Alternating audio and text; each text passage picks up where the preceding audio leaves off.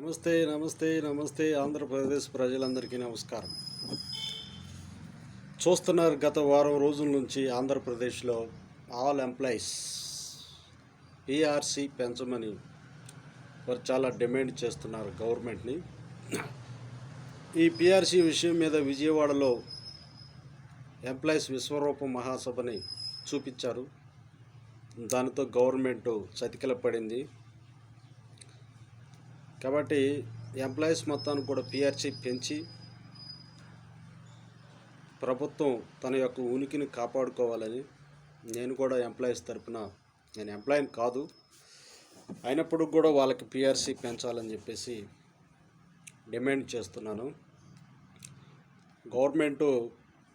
ఆంధ్రప్రదేశ్లో గవర్నమెంట్ వ్యతిరేకమైనది బలమైనది ఏదన్నా ఉంది అంటే అది ఎంప్లాయీసే బలమైనటువంటి, అది ఒక శక్తివంతమైనటువంటి ఒక సంస్థ. కాబట్టి వాళ్ళందరినీ ఏ ప్రభుత్వం వచ్చినా కాపాడుకోవాల్సిన బాధ్యత ప్రస్తుత నాయకుల మీద ఉంది, రాబోయే నాయకుల మీద కూడా ఉంది. ఎంప్లాయీస్ని ఏకతాటిపై నడిపించుకోగలిగిన వాడే రాష్ట్ర ముఖ్యమంత్రి కాగలడు. ఓకే, ధన్యవాదాలు అందరికీ.